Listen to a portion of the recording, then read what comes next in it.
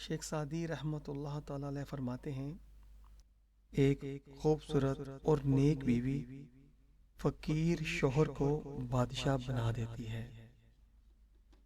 شیخ Saadi رحمۃ اللہ تعالی علیہ فرماتے ہیں، اس بندے نے دنیا میں اپنی مراد پا لی جس کی بیوی اس کے ساتھ ہم رائے ہو۔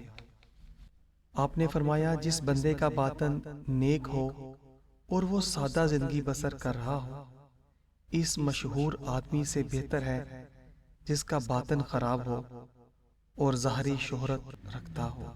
آپ نے فرمایا، وہ عورتیں جو رغبت اور توجہ سے اللہ کی عبادت کرتی ہیں، وہ غیر متقی گناہ گار مردوں سے آگے نکل جاتی ہیں۔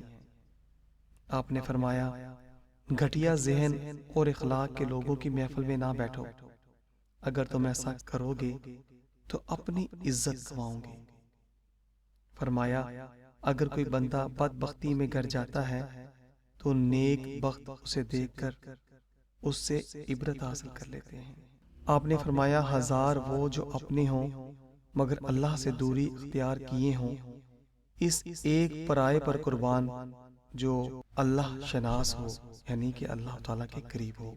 شیخ سعدی رحمۃ اللہ تعالیٰ علیہ فرماتے ہیں، ہم تو خشک روٹی اور گودڑی پر صبر کر لیتے ہیں، اس لیے کہ اپنی مصیبت کا رنج و غم مخلوق کے احسان سے بہتر ہے۔ فرمایا، اے دوست، تو بے چارگی اور بدحالی اور بھوک برداشت کرنے پر راضی ہو جا، مگر کبھی کسی کمینے کے آگے ہاتھ نہ پھیلا۔ آپ فرماتے ہیں، میں ایسے دوست کی محفل سے دکھی ہوں جو میرے برے اخلاق کو اچھا کر کے دکھائے۔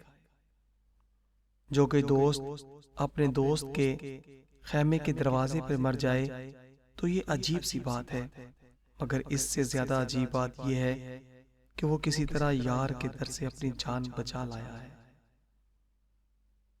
آپ فرماتے ہیں، محبوب کی شوق نگاہ دل پر کون ڈال دیتی ہے۔ اگر تو چاہتا ہے کہ کسی کو دل نہ دے تو آنکھیں بند رکھ،